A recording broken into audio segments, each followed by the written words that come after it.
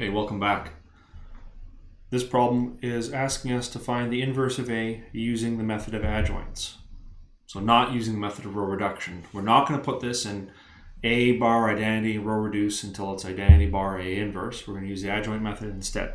So our goal at the end of all this is to say that A inverse is 1 over the determinant of A times the adjoint of A. So we're going to have to find the determinant, we're going to have to find the adjoint. Let's find the adjoint first. Find adjoint of A first. So step 1 is A transpose is equal to row 1 becomes column 1, 1, 0, 2. Row 2 becomes column 2, 0, 3, 0. And row 3 becomes column 3, 1, 0, 5. Okay, we're going to have 9 cofactors. So step 2 is cofactors of A transpose.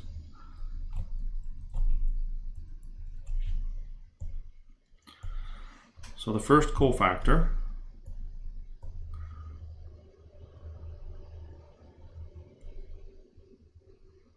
let's see if I can squeeze them all in over here.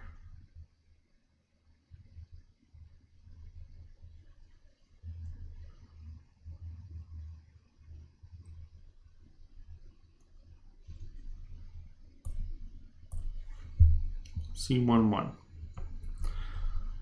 Negative 1 to the power of 2 times the determinant of, when I cross out row 1, column 1, I get 3, 0, 0, 5.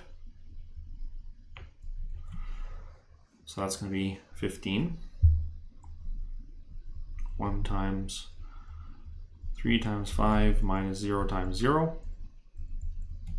So 15 for that one. Now the next cofactor, C12, is negative 1 to the power of 3 times the determinant that we get, or the determinant of the matrix we get when we cross out. Oh, I gotta be careful. I have to not look at this, because I just looked at it. It's bad, don't look at it. Look at the transpose. Okay, so for the next one, we're replacing row 1, column 2. So row 1, column 2, 0, 0, 2, 5. 0, 0, 2, 5. And that's going to be, there's a row of zeros in there. And anytime you take the determinant of a matrix is filled with zeros, or any row or any column of zeros, the determinant will be 0. So we can just quickly use the shortcut. Okay, C13. And that may happen again. We'll see. Negative 1 to the power of 4 times the determinant of the matrix we get when we remove row 1, column 3. So row 1, column 3, 0, 3, 2, 0.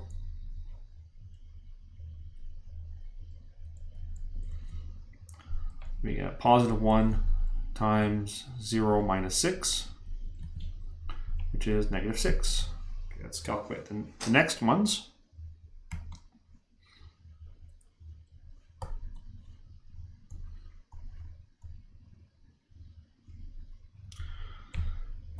So C21, so negative 1 to the power of 3 times the determinant of the submatrix we get when we remove row 2, column 1. So row 2, column 1, 0, 1, 0, 5. That determinant is 0 using the shortcut. We have a column that's all zeros, so we don't need to even do down products minus up products. Okay, C22, negative 1 to the power of 4 times the determinant of, remove the middle, move row 2, move column 2, so 1, 1, 2, 5.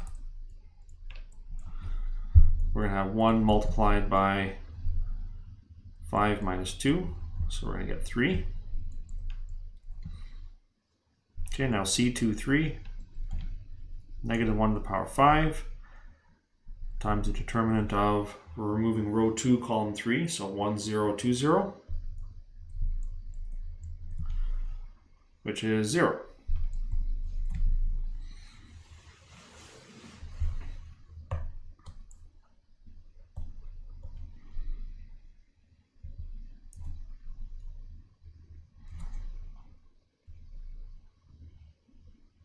Okay, now we'll do the third row of this cofactor matrix that we'll use to construct the adjoint. C31, negative 1 to the power 4 times the determinant of the matrix we get when we remove row 3, column 1, so 0, 1, 3, 0. We'll have positive 1 times 3, or negative 3 rather. I'll do 0 minus 3 just to show the, so negative 3. Okay, now C32, negative 1 to the power 5 times the determinant of, now we're removing row 3, column 2 from the transpose. So row 3, column 2, we're going to have 1, 1, 0, 0. We have a row of zeros, so the determinant's going to be 0. The last one, C33, negative 1 to the power of 6 times the determinant of the matrix we get when we remove row 3, column 3, so 1, 0, 0, 3. So we get positive 1 times 3, we get 3.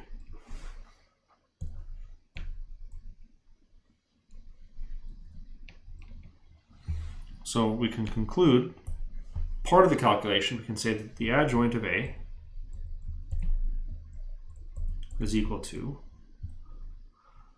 the entries that we just computed from this matrix. So we have 15, 0, negative 6.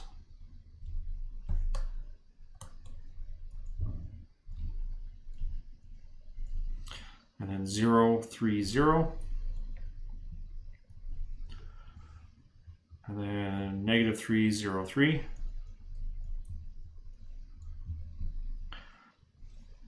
Let's get the determinant.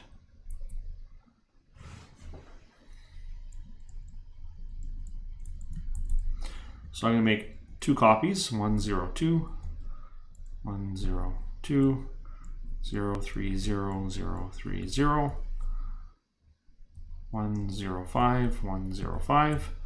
I will have down products minus up products.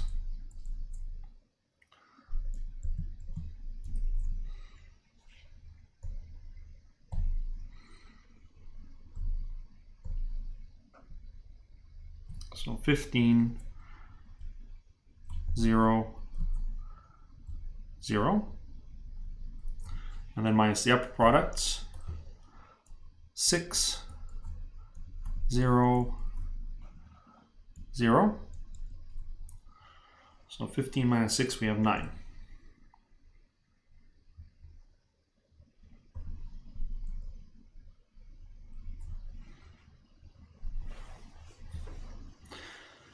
I'm going to double check that because it wasn't what I was expecting.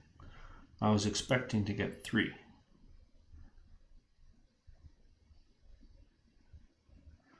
But it's okay. It's probably right. My expectations were just based on nothing, based on guessing. Now we can conclude we have all the ingredients we need. The inverse is equal to 1 divided by the determinant of A, so 1 over 9, times the adjoint of A,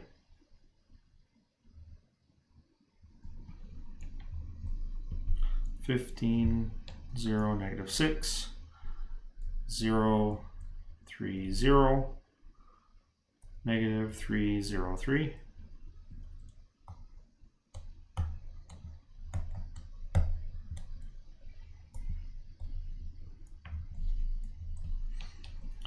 And then just divide each of those entries by 9. So yes, they simplify, but there's not enough space to simplify them. I'll just divide them 15 over 9, 0, negative 6 over 9, 0, 3 over 9, 0, negative 3 over 9, 0, positive 3 over 9. And I'll just write underneath it, it can be simplified.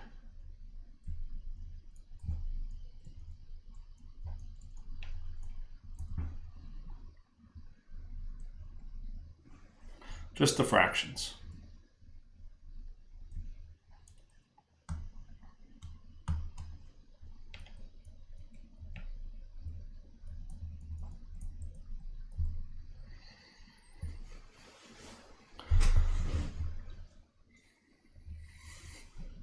we would have fraction steps throughout this calculation of the inverse if we had actually it wouldn't have been that bad.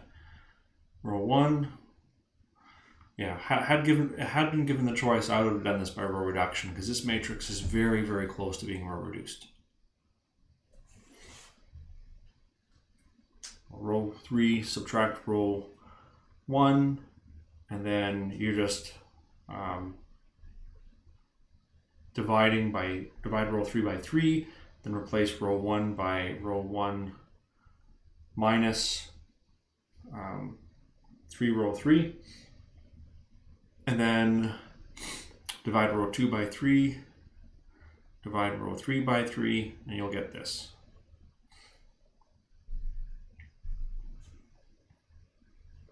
So that's our process for finding the inverse using this method, using this adjoint method. And we just saw an example that would have been quicker had we just used row reduction. But it won't always be the case. If the matrix is further away from being row reduced, then this method is going to be more efficient. Just the best strategy is one that depends on the details.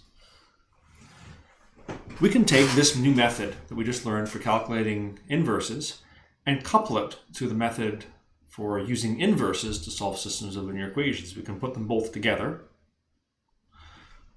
So to use the output of one as the input for the second one, start with the system of linear equations, ax is equal to b. The coefficient matrix must be square. The determinant of that coefficient matrix must be non-zero. Once we filter out the problems that don't meet those criteria, we can proceed with this process. We get the adjoint of the matrix. The adjoint requires that determinant calculation. So showing that the determinant's not zero, it's not a throwaway calculation. It's a calculation we subsequently would need to use for the calculation of the adjoint. Or sorry, the calculation of the determinant, or calculation of the inverse using the adjoint, sorry about that. Then once we get our inverse, once we get A inverse, we can write our solution is equal to A inverse times B. So here's an example of a question where all the inputs, all the ingredients are given to us. A is a 2 by 2 matrix, its determinant is 6. The adjoint is given here. And then we're asked to solve the system of linear equations ax equals b with b equals 12, negative 1. So first step is need A inverse. We're going to use A inverse is equal to 1 over the determinant of A times the adjoint of A. So that's going to be 1 over 6 times this scary looking matrix. Not that scary, it's 2 by 2.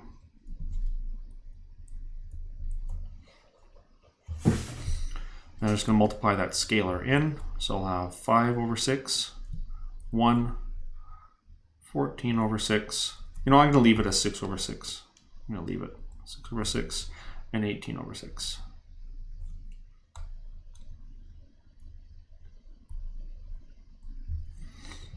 Okay, so that's our inverse matrix.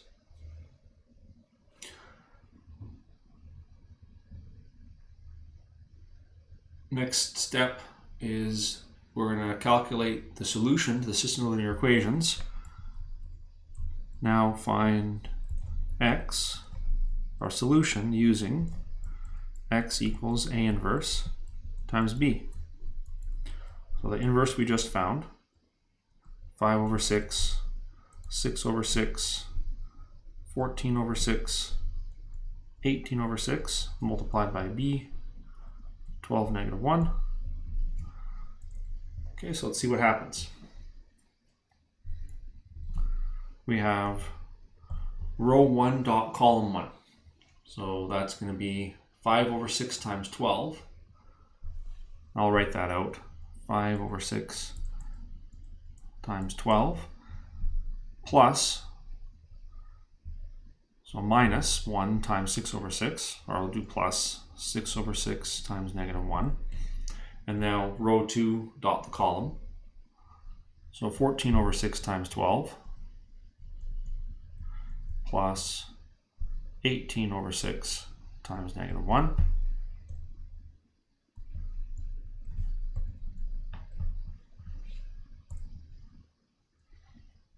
So that first one's going to be a 10. Then -1. And then we have 12 over 6 is 2, so 28 minus 3.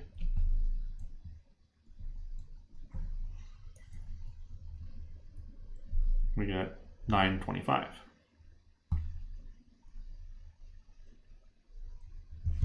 And that would be our solution.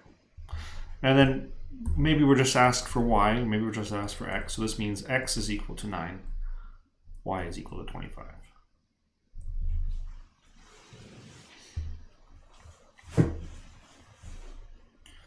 So this calculation is just a portion of the larger calculation. The adjoint was given to us and the determinant was given to us. Okay, the next one, it's a very similar calculation. Determinant of a is 4. The adjoint is given. Find the unique solution to the SLE. AX is equal to b. So we need to find the inverse to use the method of inverses. So get A inverse from A inverse is equal to 1 over the determinant of A times the adjoint of A. So that's going to be 1 over 4 times all this stuff. 4, -2, -2, -8, 6, 2, 2, -2, 2. So 1, -1/2, -1/2, -2, 3 over 2, 1 over 2, 1 over 2, -1 over 2, and 1 over 2. Just simplifying, multiplying 1 over 4 through and simplifying all the fractions. Next, we're going to use method of inverses.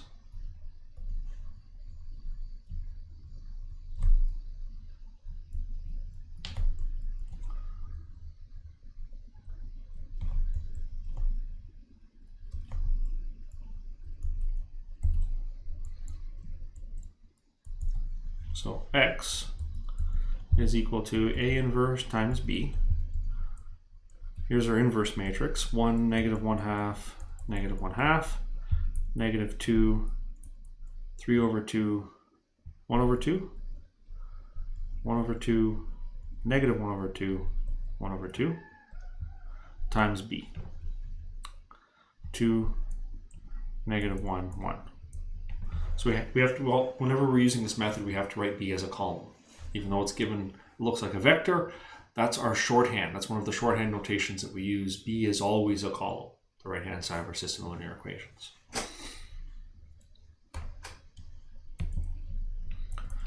All right, now we have some dot products to do. So the first row, dot the column, we're going to have 2 plus 1/2 minus 1/2. The second row, we're going to have -4 minus 3 over 2 plus 1 over 2. And then the third row, we will have 1 plus 1/2 plus 1/2. Doing those dot products. So that's going to be a 2. And then we have -3 over 2 plus 1. So -2 over 2, which is -1, -4 minus 1, -5. And then 1 plus 1/2 plus 1/2 is a 2. So that would be our solution to the system of linear equations. Double check that. Do this on your own. Make sure I did the dot products correctly, the division by 4 correctly, and then the simplification of the dot product. Like, double check this. Double check the calculation. I don't have the original SLE, so I don't know if it's actually right. I can't check if it satisfies at least the first equation in the system of linear equations. Double check on your own. Okay, and we'll continue in the next video.